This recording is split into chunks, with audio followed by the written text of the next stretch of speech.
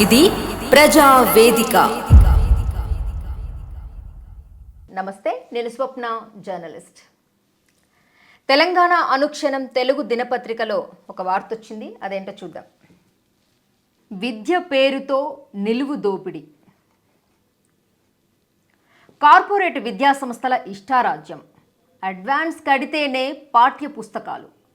ఫీజులు కట్టలేక కుదేలవుతున్న సామాన్యులు. జాలి లేని కసాయి యాజమాన్యాలు. పట్టించుకొని విద్యాశాఖ అధికారులు. సో ఇక్కడ చూసినట్లయితే తెలంగాణలో ప్రభుత్వం మారింది, మాకు మంచి రోజులు వచ్చాయి అంటూ కోటి కలలు కన్న విద్యార్థుల తల్లిదండ్రుల ఆశలు అడియాశలు అవుతున్నాయి.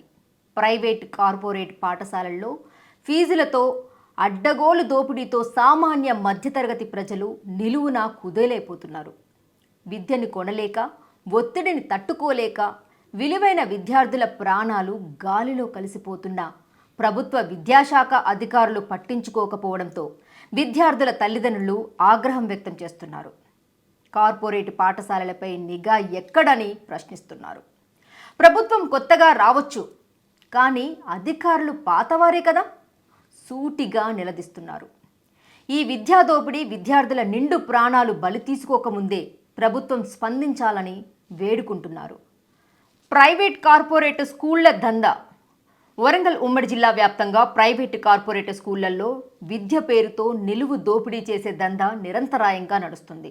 ప్రైవేట్ కార్పొరేట్ విద్యా సంస్థల యాజమాన్యం పుస్తకాలు మా వద్ద కొనాలి, పాత బకాయిలు చెల్లిస్తేనే ఈ విద్యా సంవత్సరం విద్యార్థులను అనుమతిస్తామని నిర్మోహమాటంగా చెబుతున్నాయి.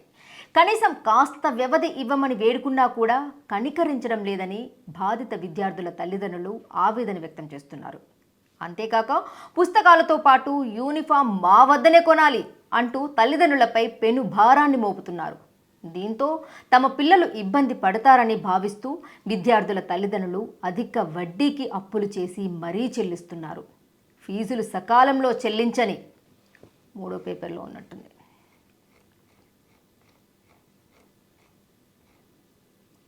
ఫీజులు సకాలంలో చెల్లించని విద్యార్థులు ఆ విద్యా సంవత్సరం చదువు కోల్పోతున్నారు. ఈ బాధలు బయటకు చెప్పుకోలేక లోపలే వారు కుమిలిపోతున్నారు. సున్నితమైన మనసు కలిగిన కొందరు విద్యార్థులు ఆత్మహత్యలకు పాల్పడి కన్న తల్లిదండ్రులకు తీరని కడుపు కోతను మిగులుస్తున్నారు. వరంగల్ ఉమ్మడి జిల్లాలో ప్రైవేట్ కార్పొరేట్ పాఠశాలల్లో ఫీజులు విద్యార్థుల తల్లిదండ్రులకు ఏటేటా భారంగా మారుతున్నాయి. పలు ప్రైవేట్ పాఠశాలలు, ముఖ్యంగా కార్పొరేట్ ఇంటర్నేషనల్ పాఠశాలలు ఇష్టారాజ్యంగా ఫీజులు పెంచుతున్నాయి. 2024-25 విద్యా సంవత్సరంలో కొన్ని పాఠశాలలు ఏకంగా 25% వరకు ఫీజులు పెంచేశాయి. కొన్ని కార్పొరేట్ పాఠశాలలు 40-50% భారం మోపుతున్నాయి. ఇప్పటికే చాలా విద్యా సంస్థల యాజమాన్యాలు కొత్త ఫీజుల వివరాలను తల్లిదండ్రులకు తెలియజేశాయి. మరికొన్ని స్కూళ్లు పెంచిన ఫీజుల వివరాలు కూడా వెల్లడించకుండా విద్యార్థుల తల్లిదండ్రులను పీడిస్తూ వసూలు చేస్తున్నాయి. జాలి లేని కసాయి యాజమాన్యాలు. వరంగల్ ఉమ్మడి జిల్లాలోని వందలాది ప్రైవేట్ కార్పొరేట్ విద్యా సంస్థల యాజమాన్యాలు జాలి లేని కసాయితనం ప్రదర్శిస్తున్నాయి. జేబులు నింపుకునేందుకు ఎగబడుతున్నాయి. ఆర్థికంగా లేని పేదవారు తమ పిల్లల చదువుల కోసం అప్పులు చేసైనా చదివించడం బాధాకరం. తమ పిల్లల బంగారు భవిష్యత్తు కోసం భూములు, ఆస్తులు సైతం అమ్ముకునే తల్లిదండ్రులు ఉన్నారంటే అతిశయోక్తి కాదు. ప్రతి సంవత్సరం పాఠశాలల యాజమాన్యాలు 15% నుండి 50% వరకు ఫీజులు పెంచుకుంటూ పోతున్నారు. ప్రతి సంవత్సరం ఫీజులకు తోడు పుస్తకాలు, యూనిఫామ్, బెల్ట్, టై, ఐడెంటిటీ కార్డ్, స్టేషనరీ సామాగ్రి పేరుతో అదనంగా 10,000కు పైగా గుంజేస్తున్నారు. ఇందులో కూడా అధికంగా లాభాలు వచ్చేలా చేసుకుంటున్నారు. ఇదంతా కూడా వ్యాపారంలో ఒక భాగంగా మారిపోయింది.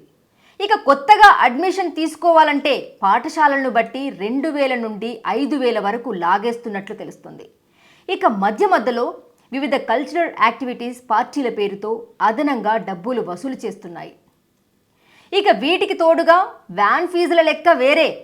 ప్రస్తుత కాలంలో తల్లిదండ్రులు ఎవ్వరి పనుల్లో వారు బిజీగా ఉండడంతో పిల్లలను తప్పనిసరిగా స్కూల్ బస్సులోనే పంపిస్తున్నారు.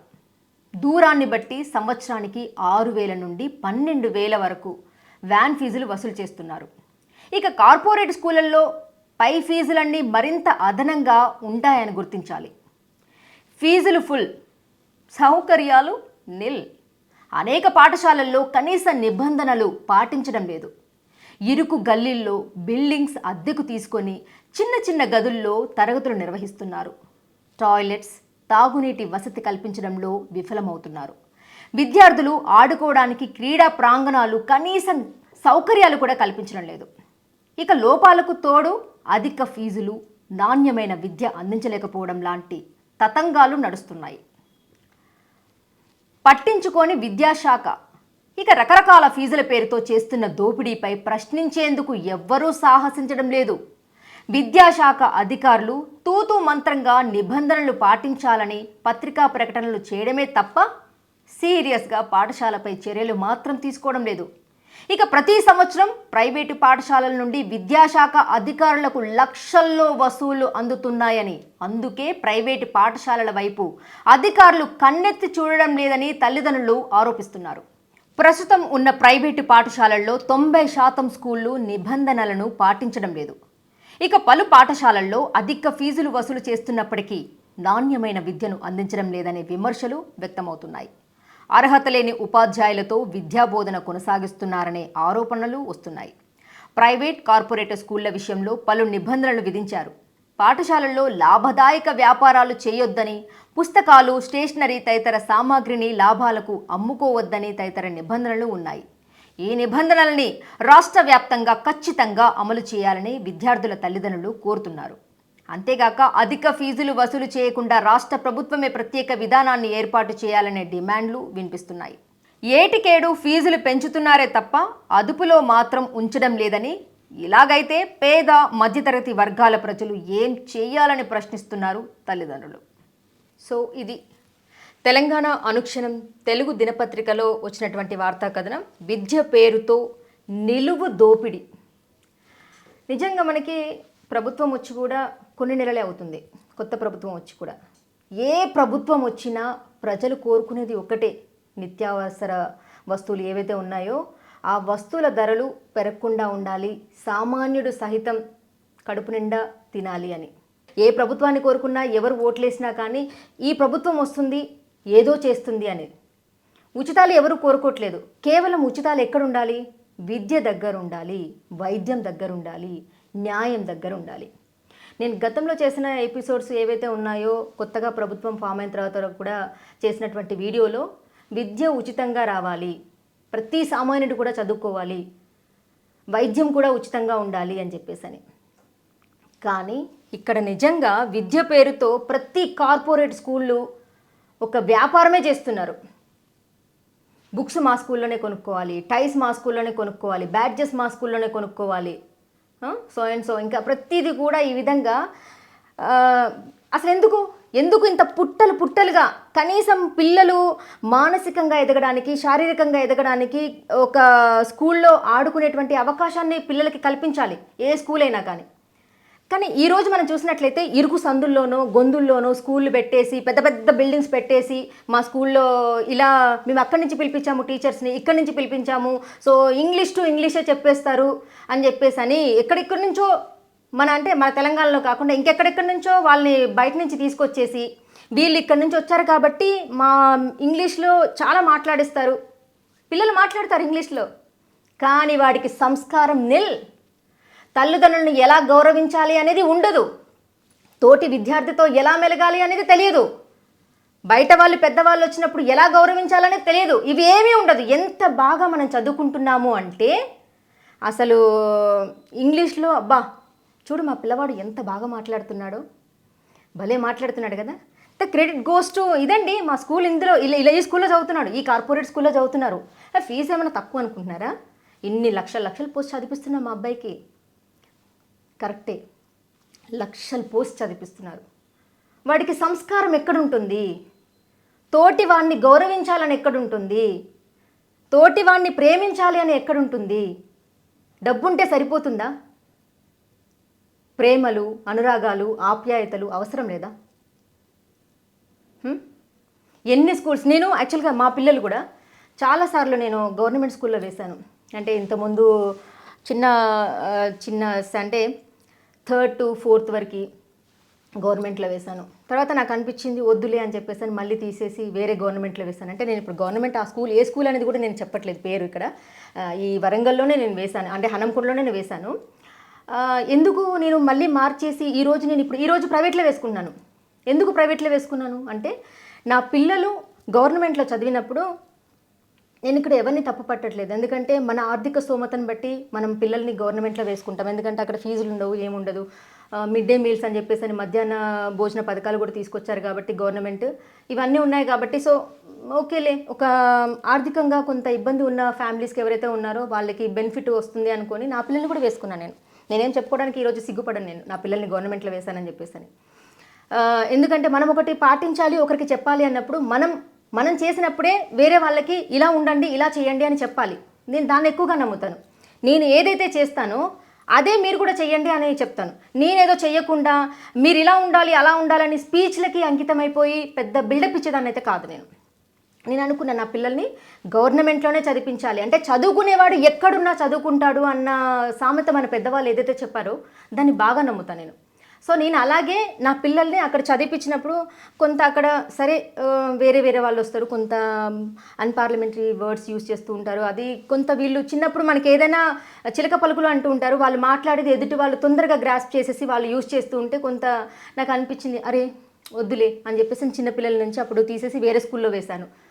అక్కడ ఆ స్కూల్లో కూడా బాగా చదువుకున్నారు నా పిల్లలు. తర్వాత ఏమైంది, మళ్ళీ ఇంకా కొంత వయసు వచ్చింది కదా, మంచి ఏంటి చెడేంటి అని గ్రహించగలుగుతున్నారు కాబట్టి సో మళ్ళీ గవర్నమెంట్లో వేద్దామని చెప్పేసి గవర్నమెంట్లో వేశాను.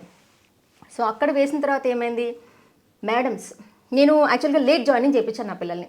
నేను మీకు ఈ స్టోరీ చెప్తున్నాను, మీకు ఒకవేళ కనుక ఏంటి సోచ్ చెప్తుంది అంటే స్కిప్ చేయండి పర్వాలేదు, కానీ అసలు ఏం జరుగుతుంది బయట అనేది చెప్పాలి అన్న ఉద్దేశంతో నేను చెప్తున్నాను. నా పిల్లల్ని గవర్నమెంట్ స్కూల్కి పంపించినప్పుడు 1 మంత్ లేట్గా పంపించాను. ఆబ్వియస్లీ వాళ్ళకి పెండింగ్ వర్క్ ఉంటుంది కాబట్టి కొంత వాళ్ళకి టైం అనేది అక్కడ స్కూల్లో వాళ్ళు ఇవ్వాలి. సో అక్కడ స్కూల్లో వాళ్ళకి నేను స్కూల్కి నా పిల్లల్ని పంపించినప్పుడు వాళ్ళు టైం ఇవ్వలేదు, ప్రెజర్స్ బాగా పెడుతున్నారు, మీ పిల్లలు ఇది రాయలు అది రాయాలి అని చెప్పేసి ఏకంగా ఒక మేడం, మేబీ ఆ సైన్స్ మేడం అనుకుంటే ఎవరో చేశారు, నాకు కాల్ చేశారు. మీ అబ్బాయి ఏం చేస్తున్నారు మీరు, అసలు ఆ అబ్బాయిని పట్టించుకోవట్లేదా, హోంవర్క్ రాయించలేదు, అది చేయించలేదు ఇది చేయించాలి అనేసి అరిసిస్తారు మేడం నా మీద. నేను ఒకటే చెప్పాను, మేడం యాక్చువల్గా మా అబ్బాయి చాలా లేట్ జాయినింగ్ ఉంది కాబట్టి కొంత టైం ఇవ్వండి మేడం, డెఫినెట్లీ అతను ఫినిష్ చేస్తాడు వర్క్ అని చెప్పాను. చెప్పిన తర్వాత ఇంకా అసలు మేడం మాట్లాడరాని మాటలు మాట్లాడింది. ఇంకా మనకు చూస్తే నేను చాలా చెప్తున్నాను కదా, ఎదుటి మనిషికి 100% రెస్పెక్ట్ చేస్తాను. కొంత తేడా వచ్చిందంటే మాత్రం ఎదురుగా ఉన్నవాళ్ళు పొలిటీషియన్ అయినా అవ్వని, పోలీస్ అయినా అవ్వని, ఎవరైనా అవ్వనివ్వండి, న్యాయం నా సైడ్ ఉందంటే కనుక ఎక్కడి దాకైనా వెళ్ళిపోతాను నేను. సో స్కూల్కి వెళ్ళాను. నేను వెళ్ళిన తర్వాత నేను చూస్తే మా అబ్బాయి వాళ్ళు నాకు ఇంకా చెప్తున్నారు, మమ్మీ ఈ గైడ్ కావాలి, ఆ గైడ్ కావాలి, ఆ గైడ్ కావాలి, ఈ గైడ్ కావాలంటే అసలు నా తలకు మించిన భారం. అసలు నా దగ్గర అమౌంట్ ఆర్థికంగా నేను లేకనే కదా నా పిల్లల్ని గవర్నమెంట్ స్కూల్కి పంపించుకుంది. సో గైడ్స్ ఏంటి, మళ్ళీ టెక్స్ట్ బుక్ ఉంటే చాలు. అసలు అక్కడ గవర్నమెంట్ స్కూల్ నిజంగా అసలు బీఈడీ కంప్లీట్ చేసిన మేడమ్స్ వస్తారు, వాళ్ళందరూ కూడా పాపం నిజంగా వెల్ ఎడ్యుకేటెడ్, వెల్ ట్రైన్డ్, మంచి నైపుణ్యత, మంచి సామర్థ్యం కలిగినటువంటి టీచర్స్ ఉంటారు, నేను కాదని చెప్పట్లేదు. కానీ నేను అక్కడికి వెళ్ళిన తర్వాత ఎందుకు ఈ గైడ్స్ బేటా అని మా అబ్బాయిని అడిగాను నేను. లేదు మమ్మీ మేడమ్స్ అంటున్నారు తీసుకురమ్మని అంటే, నేను తర్వాత అక్కడికి వెళ్ళి అనుకున్న తర్వాత నాకు అర్థమైంది ఏంటంటే, కేవలం ఈ ప్రభుత్వ ఉద్యోగులు వింటున్నారా, ఎవరైతే టీచింగ్ అంటే అందరినీ అనట్లేదండి, చాలామంది కూడా న్యాయంగా నిజాయితీగా పిల్లలకి చదువు చెప్పేవాళ్ళు, టెక్స్ట్ బుక్ని చూసి చెప్పేవాళ్ళు చాలామంది ఉన్నారు. కానీ కొందరు ఉన్నారు దొంగలు. ఉద్యోగం వచ్చేంతవరకే కష్టపడతారు వాళ్ళు. ఉద్యోగం వచ్చిన తర్వాత రిలాక్స్ అవుతారు, వెళ్ళేసి అటెండెన్స్ వేసామా, కూర్చున్నామా, ఇంటికి వచ్చేసామా, జీతం వస్తుంది.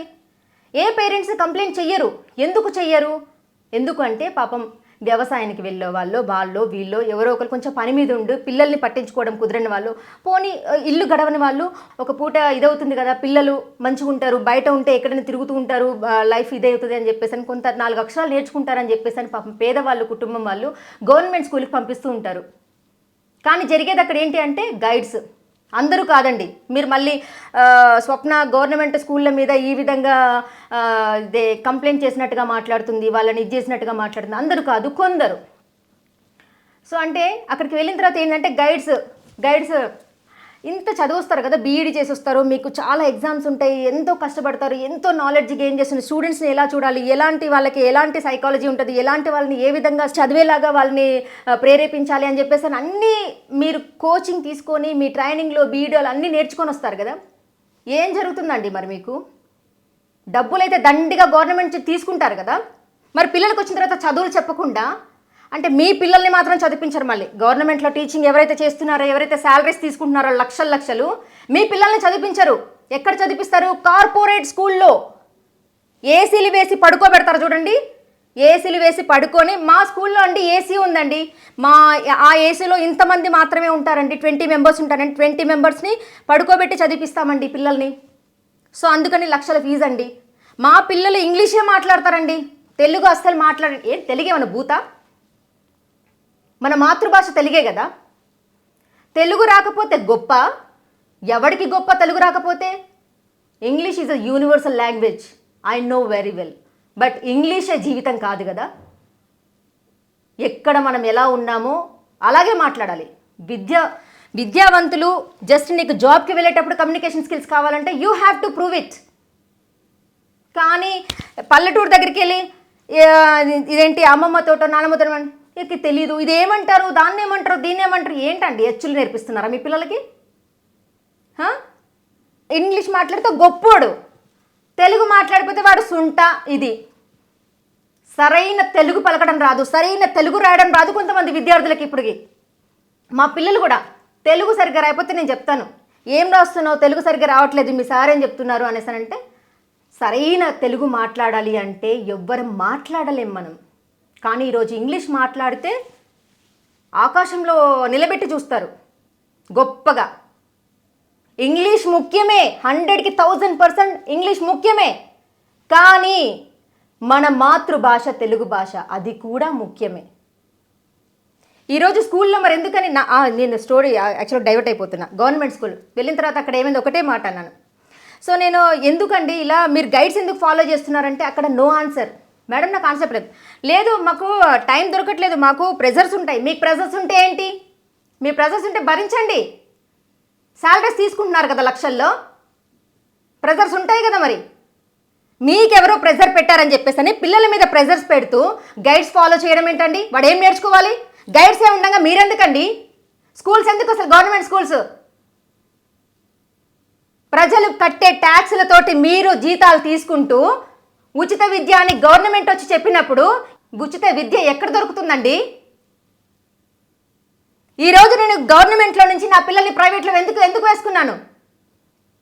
ఈ క్వశ్చన్ రేస్ చేశాను.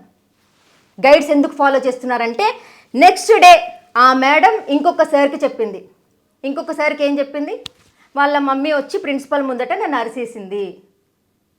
నా పిల్లల్ని తీసుకొచ్చి నా పిల్లల ముందట అరవలేదు, ఎందుకంటే ఒక గురుస్థానంలో ఉన్న వాళ్ళని పిల్లల ముందట గురువుల్ని కించపరచొద్దు కాబట్టి నేను అడగలేదు. జస్ట్ నేనున్నప్పుడు ప్రిన్సిపల్ మేడం ఎవరైతే గైడ్స్ ఫాలో చేపిస్తున్నారో ఆ మేడంని పిలిపించి మాట్లాడాను నేను.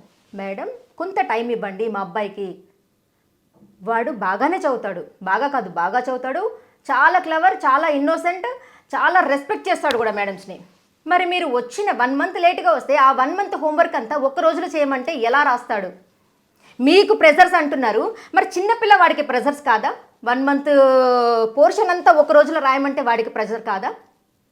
ఈ విషయం నేను ఆ స్కూల్లో అడిగానని చెప్పేసి ఆ మేడం ఇంకొక సార్కి చెప్తే ఆ సార్ మరి అంత స్పెషల్గా ఎందుకు తను తీసుకున్నాడో తెలియదు. కానీ నెక్స్ట్ డే నేను పిల్లల్ని మా అబ్బాయిని వదిలేసి వెళ్ళిన తర్వాత మా అబ్బాయిని క్లాస్లో అందరి ముందుకులేసి నిలబెట్టించి, ఏ సాయి భరద్వాజ్ ఎవడిక్కడ, ఏంటి మీ అమ్మ వచ్చేందో అరిసిపోయిందంట, ఏంటిది? అయితే జర్నలిస్ట్ అయితే ఏంటిది? ఎవరికి గొప్ప అని చెప్పట్లే. జర్నలిస్ట్ అయినా, పోలీస్ అయినా, పొలిటీషియన్ అయినా ఎవరికి గొప్ప కాదు. నిజాలు మాట్లాడినప్పుడు, ఒక ప్రశ్న అడిగినప్పుడు ప్రశ్నకి సమాధానం ఇవ్వడం నేర్చుకోండి. అంతేగాని మీడియాలు పిచ్చి రాతలు రాస్తున్నాయి. నిన్ననే అనుకుంటా, నాకు తెలిసి మన తెలంగాణ సీఎం రేవంత్ రెడ్డి గారు కూడా మీడియా చాలా పిచ్చి రాతలు రాస్తున్నాయి, పిచ్చి అన్ని చూపిస్తున్నాయి. అంటే వాళ్ళు మాట్లాడుతూ పిచ్చి ప్రశ్నలు అడుగుతూ ఎదురుగా వాళ్ళతోటి అడ్డదిడ్డమైన సమాధానాలు చెప్తూ అడ్డదిడ్డమైన థంబ్నెయిల్స్ పెడుతున్నారు. రేవంత్ రెడ్డి గారు నిజమే, కొంతమంది పిచ్చి రాతలు రాసే వాళ్ళు ఎవరైతే ఉన్నారో, పిచ్చి థంబ్నెయిల్స్, అంటే మనం యాక్చువల్గా ఏదో న్యూస్ ఉంటుందని ఓపెన్ చేస్తాం, అక్కడ చూస్తే తీరా చూస్తే ఏదో ఉంటుంది. అలా చేసే వాళ్ళ మీద డెఫినెట్లీ మీరు అన్నట్లు యాక్షన్ తీసుకోవాల్సిందే, కాదని చెప్పట్లేదు. కానీ నిజాలు చూపించే వాళ్ళు కూడా ఉన్నారు, నిజాలు చూపించే వాళ్ళు. మరి అలా ప్రశ్నించే వాళ్ళని ఏ విధంగా సార్ మీరు అంటారు మీడియా తప్పుడు రాతలు రాస్తుంది అని? అంటే మీరు ప్రతిపక్షంలో ఎప్పుడైతే ఉన్నారో, ఎప్పుడైతే బీఆర్ఎస్ ప్రభుత్వం ఉందో, అప్పుడు మీకు సపోర్ట్ చేసినటువంటి సోషల్ మీడియా అయితే ఏంటి, మీకు సపోర్ట్ చేసినటువంటి so and so main stream media అయితే ఏంటి, చిన్న పత్రికలు అయితే ఏంటి, పెద్ద పత్రికలు అయితే ఏంటి, అవన్నీ కూడా మంచిదే, పాత్రికేయులందరూ కూడా మంచి వాళ్ళే. ఈరోజు మీరు అధికారంలోకి రాగానే మీ తప్పులు ఏవైతే ఉన్నాయో వాళ్ళని ఎవరైతే ఎండగడుతున్నారో అట్లాంటి వాళ్ళు ఇప్పుడు తప్పుడు రాతలు రాస్తున్నారని ఏ విధంగా మీరు ఒక ప్రెస్ మీట్లో చెప్తారు సార్? మీ మీద తప్పుడు రాతలు రాస్తున్నారని చెప్పేసి అని ప్రెస్ మీట్లో ఏ విధంగా మీరు చెప్తారు? అంటే ప్రతిపక్షంలో ఉన్నప్పుడు మీకు అనుకూలంగా రాసినటువంటి వార్తలన్నీ వాస్తవాలు, ఇప్పుడు మీరు అధికారంలోకి రాగానే ఒక ప్రశ్న ఎందుకు ఇలా జరుగుతుంది ఏంటి అని చెప్పేసి అని మిమ్మల్ని ప్రశ్నిస్తే ఈరోజు మీడియా తప్పుడు రాతలు రాస్తుంది, తప్పుడు వార్తలు చూపిస్తుంది. ఇదెక్కడి న్యాయం సార్? ఏదైనా కానీ ధర్మ మార్గంలోనే కదా వెళ్ళాల్సింది. మరి మీరు ప్రతిపక్షంలో ఉన్నప్పుడు మీకు ధర్మ మార్గం అనిపించి ఈరోజు మీరు అధికార పార్టీలోకి రాగానే ఇప్పుడు రాతలన్నీ రోతలంటే ఎలా? మీడియా అంతా తప్పుడు ప్రచారం చేస్తుంది అంటే ఎలా? మొన్న మీరు కూడా ఒకటి అన్నారు, అంటే హాస్టల్స్ వల్ల తల్లిదండ్రులకు పిల్లలు దూరం అవుతున్నారు. తల్లిదండ్రులు కావాలని పిల్లల్ని ఎవరు దూరం చేసుకోరు సార్. నాణ్యమైన విద్య కోసం అని చెప్పేసి అని కొంతమంది ఉద్యోగాలు చేస్తూ, కొంతమంది పిల్లలు చూసుకునే పొజిషన్ లేక హాస్టల్లో వేస్తారు. కావాలని ఎవరు కూడా పిల్లల్ని దూరం చేసుకోరు. హాస్టల్ ఎందుకు వేస్తారు? ఉన్నత విద్య చదువుకుంటారేమో అని. అదే మీరు ప్రైవేట్ గవర్నమెంట్ వాళ్ళే మీరు ఉన్నత విద్యనిస్తే ఇన్నిన్ని లక్షలు తగలబెట్టుకొని, ఆస్తులు అమ్ముకొని, భూములు అమ్ముకొని, అప్పు తీసుకొని ఎందుకు సార్ లక్షలు అప్పులు చేసి పిల్లల్ని కార్పొరేట్ స్కూల్లో చదివించుకోవాల్సిన అవసరం ఏముంది అసలు తల్లిదండ్రులకి? ఎందుకు ఈ ప్రైవేట్ స్కూల్స్ ఏవైతే ఉన్నాయో, కనీస సౌకర్యాలు కల్పించినటువంటి ప్రైవేట్ స్కూల్స్ ఏవైతే ఉన్నాయో, కనీసం పిల్లలకి మానసికంగా, శారీరకంగా ఒక ఆడుకోవడానికి కూడా ఒక గ్రౌండ్ లేనటువంటి స్కూళ్ళకి పర్మిషన్స్ ఎందుకు వస్తున్నాయి సార్? అంటే ప్రభుత్వానికి ఈ కార్పొరేట్ విద్యా సంస్థల యాజమాన్యాలు ఏవైతే ఉన్నాయో కొంత మూట చెప్పేస్తే వాళ్ళ మీద ఎటువంటి యాక్షన్స్ ఉండవా? మీరు సరైన విద్య ఇవ్వరు, సరే అక్కడ విద్య సరిగ్గా ఇవ్వట్లేదని చెప్పేసి అని ప్రైవేట్ దానికి వెళ్తే అక్కడ దోచుకోవడము. సొసైటీకి కావాల్సింది విద్యావంతులు. ఏ గవర్నమెంట్ వచ్చినా సామాన్య ప్రజల మీదనే మీరు భారం మోపుతూ ఉంటే ఎలా బ్రతుకుతారు సార్ వాళ్ళు? తల్లిదండ్రులు ఎక్కడ అప్పులు చేయాలి, ఎలా బ్రతికించుకోవాలి పిల్లల్ని? అంటే డబ్బున్నోడే బ్రతకాలా? డబ్బు లేనివాడికి అసలు చదువు అనేది అబ్బకూడదా? చదువుకోనివాడు కనీసం పిల్లలైనా చదువుకోవాలి అని చెప్పేసి అని అప్పు సప్పు చేసి చదివిపిస్తుంటే ప్రైవేటు స్కూల్లోనేమో దోచుకోవడం, గవర్నమెంట్ స్కూల్లోనేమో విద్యనే చెప్పడం మర్చిపోయారు. కేవలం సిగ్నేచర్, ఆ సిగ్నేచర్స్ కూడా ఏంటి ఎప్పుడెళ్ళినా పర్లేదు సిగ్నేచర్ చేసేస్తే సరిపోతుంది. ఇన్ టైంలో ఉండరు, ఇన్ టైంలో రారు కొందరు, అందరు కాదు కొందరు. మరి ఇటువంటి అన్ని ఎక్కడైతే ఇలాంటి దోపిడీలు కానీ ఈ విధంగా జరుగుతున్నాయో వాటి మీద ఎందుకు యాక్షన్ తీసుకోవట్లేదు మీరు? మీ ఇచ్చిన గ్యారెంటీలు 6 గ్యారెంటీలు ఏమున్నాయో అవి పక్కన పెడదాం. ప్రజలం పిచ్చోళ్ళం కదా, మీరేదో చేస్తారు, ఆ ప్రభుత్వం వస్తే ఏదో చేస్తుంది, ఈ ప్రభుత్వం ఏదో చేస్తుంది. నేను చాలాసార్లు కొంతమంది ఇంటర్వ్యూస్ చూసాను. నేను అక్కడ ఏమన్నారంటే వీళ్ళు చేయకపోతే ఏంటి మేడం, మొన్ననే అనుకుంటా, మొన్న ఎంపీ ఎలక్షన్స్ అప్పుడు నేను కిలా వరంగల్లో ఒక అమ్మని నేను ఇంటర్వ్యూ చేసినప్పుడు అమ్మ అంది, ఏముందమ్మా 5 సంవత్సరాలు అయితే ఈ గవర్నమెంట్ చేస్తే మళ్ళీ బీఆర్ఎస్ ప్రభుత్వానికి పట్టిన గతే ఈ ప్రభుత్వానికి పడుతుంది. పాప మా పిచ్చి తల్లి నాకు చూసి నవ్వాలో ఏడవాలో కూడా నాకు అర్థం కాలేదు. ఈ 5 సంవత్సరాల్లో ఎంత దోచుకోవాలంత దోచుకుంటున్నారుగా. పిచ్చి వాళ్ళు సార్ ప్రజలు. ఏదో చేస్తారు, మా భవిష్యత్తు బాగుపడుతుంది, ఉద్యోగాలు వస్తాయి, విద్య వస్తుంది, నిత్యావసర సరుకుల ధరలు తగ్గుతాయి అని అనుకుంటున్నారు. కానీ మీరు చేసేది నిలువు దోపిడీ చేస్తున్నారు. మీరు విద్యని, సామాన్యంగా ఉచితంగా రావాల్సిన విద్యని ఒక మనిషిని అప్పుల పాలు చేస్తూ ఊరేసుకొని చచ్చిపోయేలాగా చేస్తున్నారు. విద్యార్థులు కూడా ఊరేసుకొని చచ్చిపోయేలాగా చేస్తున్నారు. ఎందుకు ఇంత? ఇంకెక్కడ బాగుపడుతుంది? మనిషిని పీక్కొని తినే రోజులు వస్తాయి. డబ్బు ఉన్నోడితే రాజ్యం అవుతుంది. అసలు రాజకీయం అంటే ఏంటి? అసలు సేవ కాదా? మరి సేవ అన్నప్పుడు రాజకీయాల్లోకి రాకముందు ఆస్తులు ఎన్ని ఉన్నాయి, రాజకీయంలోకి వచ్చిన తర్వాత మీ ఆస్తులన్నీ పెరుగుతున్నాయి. ఎక్కడి నుంచి పుడుతున్నాయి మీకు ముడుపులన్నీ? సామాన్య ప్రజలు ఎందుకు ఈరోజు ఒక వస్తువు కొనాలంటే కొనలేకపోతున్నారు? ఎందుకని? కనీస అవసరాలు తీర్చుకోలేకపోతున్నారు? ఎందుకని? మీ బిల్డింగ్స్ చూస్తేనేమో ఏసీలలో బిల్డింగ్ మీద బిల్డింగ్, ల్యాండ్ కబ్జాలు అవి ఇవన్నీ పెరిగిపోతున్నాయి. మరి ఈ రోజు ఎందుకు నిలువ నీడ లేకుండా కొంతమంది బయట ఎప్పుడూ చెప్తూనే ఉన్న బస్ స్టాండ్ దగ్గర, రైల్వే స్టేషన్ దగ్గర ఎందుకు ఉంటున్నారు జనాలు? జర్నలిస్టులకి ఇల్లులు, జర్నలిస్టులకి ఎవరైతే పాత్రికేయులు ఉన్నారో వాళ్ళకి ఇల్లులు ఇస్తాము అని చెప్పేసి. ఎక్కడ సార్ జర్నలిస్టులకి ఇల్లులు? జనం కోసం కష్టపడే జర్నలిస్టులకి ఎక్కడున్నాయి అవకాశాలు? ఉన్నారు కొంతమంది, నన్ను ఇంతకుముందు చెప్పినట్టు బ్లాక్ మెయిలర్స్ ఉన్నారు, కొంతమంది జర్నలిస్టులు సంపాదించుకుంటున్నారు. మెయిన్ స్ట్రీమ్ వాళ్ళు కూడా. ఇప్పుడు మొన్న కూడా న్యూస్ ఒకటి వచ్చింది, న్యూస్ ఐటీ ట్యాక్స్ కట్టకుండా, ఏం కట్టకుండా కొన్ని కోట్లు ఆస్తి సంపాదించుకున్నారు. నిజంగా కొంతమంది ఎంత అంటే మా పేపర్ ఇది, మా పేపర్ అది, మా ఛానల్ ఇది. ఏంటి ఛానల్? తొక్క ఛానల్. కొంతమంది ఉన్నారు నిజాలు రాయలేని, నిజాలు చూపించలేని. మీరేం జర్నలిస్టులు? ఎంత సీనియర్ అయితే నాకేంటి, ఎంత తోపు ఛానల్ అయితే నాకేంటి? ఎంతమందికి ఉపయోగపడుతున్నారు ప్రజలకి మీరు? మీ ఆస్తులు పెరుగుతున్నాయి, మీ భూములు పెరుగుతున్నాయి, మీ పిల్లలు కార్పొరేట్ స్కూల్లో చదువుకుంటున్నారు, ఏసీలలో చదువుకుంటున్నారు. అదే నిజాలు రాసేటువంటి చిన్న పత్రికలు, చిన్న ఛానల్స్లు అవి ఇవన్నీ కూడా ఈరోజు తినడానికి తిండి లేకుండా పచ్చడి మెతుకులు వేసుకొని ఉంటున్నారు. ఎందుకు ఈ వ్యత్యాసం జర్నలిస్టులో కూడా?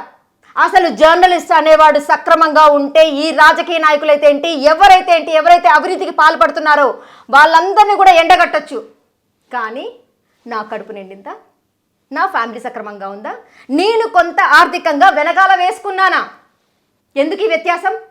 అరే, మనిషి బ్రతకడానికి ఎవరికైనా డబ్బు అవసరమే, కాదని చెప్పట్లేదు. కానీ ఎంత కావాలో అంతే, ఎంత ఇముడ్చుకుంటామో అంతే, అంతకు మించి సంపాదించుకొని సామాన్యుడికి విద్య లేకుండా చేస్తున్నారు, సామాన్యుడికి వైద్యం లేకుండా చేస్తున్నారు, సామాన్యుడికి నిలువ నీడ లేకుండా చేస్తున్నారు. ఎందుకు ఇదంతా? నిజంగా ప్రజాస్వామ్యానికి 4 పిల్లర్లు అంటారు. అటు న్యాయ వ్యవస్థ అయితే ఏంటి, ఇటు పోలీస్ వ్యవస్థ అయితే ఏంటి, ఇటు మీడియా అయితే ఏంటి, ఏది సక్రమంగా పనిచేస్తుంది? కొంతమంది పనిచేస్తున్నారు నీతిగా, నిజాయితీగా, నిబద్ధతగా. కానీ చాలా వరకు అన్యాయమే. పోలీస్ స్టేషన్కి వెళ్తే కేసులు పెట్టడానికి ఎఫ్ఐఆర్ బుక్ చేయరు. తప్పు చేశారు వాళ్ళు, ఈ విధంగా చేస్తున్నారు, ఈ విధంగా ఇబ్బంది పెడుతున్నారంటే కేసులు పెడితే కేసులు తీసుకోరు. సెటిల్మెంట్స్ ఎన్ని వార్తలు వస్తున్నాయి? పోలీస్ స్టేషన్లోకి వెళ్తే కనీసం అందులో పనిచేసేటువంటి కానిస్టేబుల్స్ ఎవరైతే ఉన్నారో మహిళా కానిస్టేబుల్కే రక్షణ లేదు. మనం మొన్న కూడా చూసాం ఆ న్యూస్. ఒక ఎస్ఐ రివాల్వర్ చూపించి ఆమెని 2 సార్లు తనని, ఇక్కడ నా మాటల్లో నేను చెప్పదలుచుకోలేదు, కానీ ఎందుకు జరుగుతున్నాయి? తనతో ఉద్యోగం చేసేటువంటి ఇంకొక మహిళనే అత్యాచారం చేయడం, ఎందుకు ఇవన్నీ జరుగుతున్నాయి అసలు? అంటే మేము ఏం చేసినా మమ్మల్ని ఎవ్వడూ ఏం చేసేది లేదనా? లేకపోతే ఏంటి? ఇటు చూస్తే ఒక తండ్రి తాగుబోతాడేయండి, ఆ బిడ్డనే అత్యాచారం చేయడం అని చెప్పేసి అని వార్తలు చూస్తున్నాం. నిజంగా వార్తలు వింటుంటే నాకు అసలు ఏం జరుగుతుంది అసలు? పోలీస్ స్టేషన్కి వెళ్ళి కంప్లైంట్ చేద్దామన్నా కొందరు పోలీసులే సక్రమంగా లేరు. ఇంట్లో పిల్లలకి ఒక భద్రత లేదు, తాగుబోతు తండ్రి ఉంటే. లేదు న్యాయ వ్యవస్థకు వెళ్దాము, కోర్టు నుంచి మనం న్యాయంగా పోరాడదాము అనేసరంటే, నేను అందరిని అనట్లేదు, కొందరు అటు ఇటు అంటే 2 వైపులా వాదించేటువంటి అడ్వకేట్స్ ఎవరైతే ఉన్నారో వాళ్ళు కుమ్మక్కయి నిజంగా ఎందుకు ఈరోజు బయట సెటిల్మెంట్స్ అవుతున్నాయంటే, ఆ లాయర్లకి ఎవరైతే ఆ అడ్వకేట్స్కి అమౌంట్స్ పెట్టుకునే బదులు బయటే సెటిల్మెంట్ కొంత చేసుకొని అక్కడ దాకా వెళ్ళకుంటే అయిపోద్ది కదా అని చెప్పేసి అని అనుకున్నారు. మొన్న కూడా 17 సంవత్సరాల అబ్బాయి, ఇద్దరు ఒక బైక్ మీద వెళ్ళినప్పుడు యాక్సిడెంట్ చేశారు. ఎంత మంచి జడ్జిమెంట్ ఇచ్చారంటే నిజంగా ఏడవాలా నవ్వాలా? ఈ వ్యవస్థ మన అంటే ఏ విధంగా నడుస్తుంది? రాజ్యాంగం రాసిన పరంగా నడుస్తుందా మన వ్యవస్థ? లేదంటే కనుక వీళ్ళు ఏ విధంగా చదువుకొని జడ్జిలు అయ్యారా? లేకపోతే ఎందుకు ఈ సొసైటీ ఎందుకు ఇంత మోసాలతో, నేరాలతో, ఘోరాలతో ఇంత ఇదిగా అయిపోతుందో నాకు అర్థం అవ్వట్లేదు. ఒక ఎస్ఐ ట్రాఫిక్ రూల్ వర్క్ చేయమని చెప్పేసి అని, లేదంటే కనుక ఎస్ఐ రేటింగ్ అంటే ఏదైతే తను యాక్సిడెంట్ చేశాడో ఆ 17 years అబ్బాయి తాగి ఏదైతే యాక్సిడెంట్ చేశారో ఎస్ఐ రాయి దాని మీద 30 times నాకు అంత గుర్తులేదు, నేను ఒకవేళ మిస్టేక్ చెప్తే సారీ అండి. అంటే ఇలాంటి జడ్జిమెంట్సా? నిజంగా ఒక మైనర్ బాలుడికి వెహికల్ ఇవ్వద్దు, ఇస్తే గనక తల్లిదండ్రుల మీద యాక్షన్, ఇవన్నీ ఉన్నాయి కదా. కేవలం మనం పుస్తకాల్లో చూసుకోవడానికేనా ఇవన్నీ రాతలు? నిజంగా ఇంప్లిమెంట్ చెయ్యరా? అంటే డబ్బున్నోడికి ఒక న్యాయం, పేదవాడికి ఒక న్యాయం. డబ్బున్నోడికి పాపం ఆ తల్లి కూడా నమస్కారం చేయాలి ఆ కొడుకును రక్షించుకోవడానికి కోసం అని చెప్పేసి అని ఆ టెస్టులు అవి ఇవి అనేసి అంటే నిజంగా అమ్మ, మీ తల్లిదండ్రులైనా ఎవరైనా కానీ మీకు దయచేసి చేతులెత్తి దండం పెడుతున్నాను. ఇదే సిచ్యువేషన్లో ఒక తల్లి ఒక అబ్బాయి, నేను ఒక స్టోరీ అంటే రీసెంట్గానే జరిగింది. ఆ తల్లిదండ్రులకి 5 పిల్లలు ఉన్నారు. లాస్ట్ చివరి పిల్లవాడు అనుకుంటా. 2 రోజులు స్కూల్కి పంపించలేదు. మరి మందలించాలి కదా, ఎందుకు వెళ్ళలేదు ఏంటి అనేది. తల్లిదండ్రులకి చెప్పకుండా ఈత కోసం అని చెప్పేసి అని మొన్ననే రీసెంట్గా ఒక 1 మంత్ 15 days అవుతుంది. ఈత కోసం అని వెళ్ళిపోయి ఆ అబ్బాయి అందులో ఆ నీళ్లు తాగేసి అందులో నీళ్ళకి వెళ్ళగానే నీళ్లు మింగేసి పాపం అక్కడికక్కడికే ప్రాణం పోయింది. ఆ అబ్బాయికి ఎన్ని సంవత్సరాలు, నాకు తెలిసి 12 సంవత్సరాలు ఉంటాయి. నిజంగా ఇక్కడ ఎవరిది తప్పందం? అబద్ధమాడి బయటికి వెళ్ళిన ఆ పిల్లాడిదా? అలా వెళ్ళు అని చెప్పేసి అని పర్మిషన్ ఇచ్చి ఒక తల్లిదండ్రులు అతన్ని సరిగ్గా చూడలేదందామా? ఏది ఏమైనా నిండు ప్రాణం పోయింది. ఆ పిల్లగాడు ఆకతాయిగా ఆడడానికి వెళ్ళాడు, ప్రాణం పోగొట్టుకున్నాడు. కానీ తల్లిదండ్రులు వాళ్ళ కడుపు కోత. అంటే ఇక్కడ నేను అనేది ఏంటంటే, కార్పొరేట్ స్కూళ్ళు కుప్పలు తెప్పలుగా వస్తున్నాయి, కానీ డబ్బులు ఇంతలా పీకి పాకం చేసుకుంటూ వాళ్ళ ఆస్తులు అమ్ముకునేలాగా ఎక్కడెక్కడి నుంచో టీచర్స్ని తీసుకొచ్చి ఏం నేర్పిస్తున్నారు మీరు అసలు? ఇంగ్లీష్ మీడియం అని చెప్పేసి అని. కనీస ఒక మనిషి ఏ విధంగా ఉండాలి, ఒక పెద్ద వాళ్ళతో ఎలా గౌరవంగా మాట్లాడాలి, తోటి వాళ్ళతో ఎలా ప్రేమగా ఉండాలి అనేవి ఇవేమీ నేర్పించినప్పుడు ఎందుకండి ఈ చదువులు? అసలు సంస్కారం ఏదో అంటుండే సామెత ఉంటుంది కదా, చదువుకున్నోడి కంటే ఇంకెవడో నయము అని చెప్పేసి అని. సంస్కారం లేని చదువు సంకనాకనీక. ఎందుకు ఈ చదువులు? లక్షలు పెట్టి చదువుకుంటాం కానీ పెద్దవాళ్ళని గౌరవించం. పెద్దవాళ్ళని అంటే ఇప్పుడు పిల్లలు అంతే ఉన్నారు కదా, పిల్లల్ని తీసుకెళ్ళి మనం హాస్టల్లో పడేస్తాం, తర్వాత మనం పెద్దవాళ్ళు అయిన తర్వాత ఈ పెద్దవాళ్ళని తీసుకెళ్ళి అనాథాశ్రమంలో పడేస్తున్నారు. ఇవన్నీ మారాలి కదా. గవర్నమెంట్ వస్తున్నారు, ప్రతి గవర్నమెంట్ మేము ఇవి చేస్తాం అవి చేస్తాం అని చెప్పేసి అని వస్తున్నారు. ఓట్లు పిచ్చోళ్ళలాగా మేమందరం ఓట్లు వేస్తున్నాము. తీరా వచ్చిన తర్వాత ఇప్పుడు ఇదిగో ఇస్తున్నాం అదిగో ఇస్తున్నాం. ఉచితాలు ఏమి వద్దు రేవంత్ రెడ్డి గారు, మాకు ఉచితాలు ఏమీ అవసరం లేదు. ప్రజలు కూడా ఉచితాలు ఏం కోరుకోవట్లేదు. కేవలం గతంలో ఉన్నటువంటి ప్రభుత్వం మీద వ్యతిరేకతతోటే మీకు ఓట్లేసి గెలిపించారు. మేము ఇప్పుడే వచ్చాం. ఎప్పుడు సార్ మీరు వచ్చింది?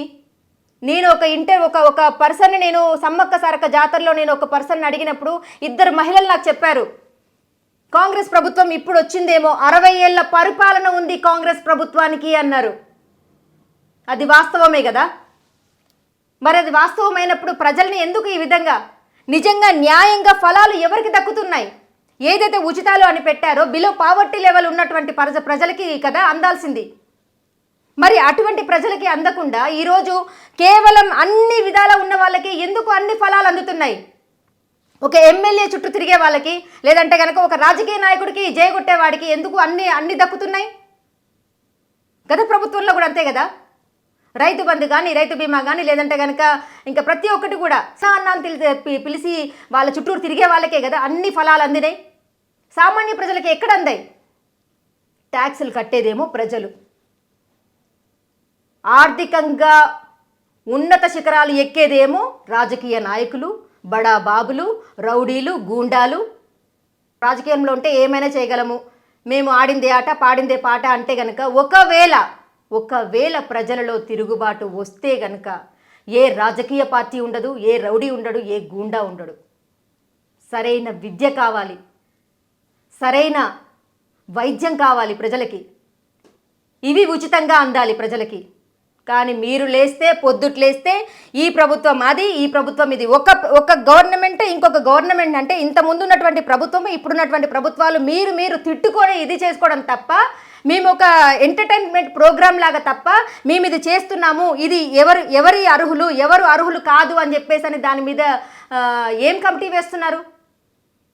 ఎవరికి న్యాయం చేస్తున్నారు? ఎవరు బాగుపడుతున్నారు? ఎవరు అన్యాయం అయిపోతున్నారు? దయచేసి సరైనటువంటి విద్య, సరైనటువంటి వైద్యం ప్రతి ఒక్కరికి అందేలాగా చర్యలు తీసుకోవాలని ఈ గవర్నమెంటే కాదు, ఏ గవర్నమెంట్ ఉన్నా కానీ ప్రజలకి న్యాయం చేయాలి, ముఖ్యంగా విద్యార్థులకు న్యాయం చేయాలని మా జీ న్యూస్ తరపు నుంచి మనస్ఫూర్తిగా కోరుకుంటున్నాను. ఈ వీడియో కనుక మీకు నచ్చినట్లయితే లైక్ చేయండి, షేర్ చేయండి, సబ్స్క్రైబ్ చేయడం మర్చిపోండి. న్యాయం వైపు నిలబడే గలం గంగా ప్రవాహం. For latest updates subscribe to Zee news. ఇది ప్రజా వేదిక.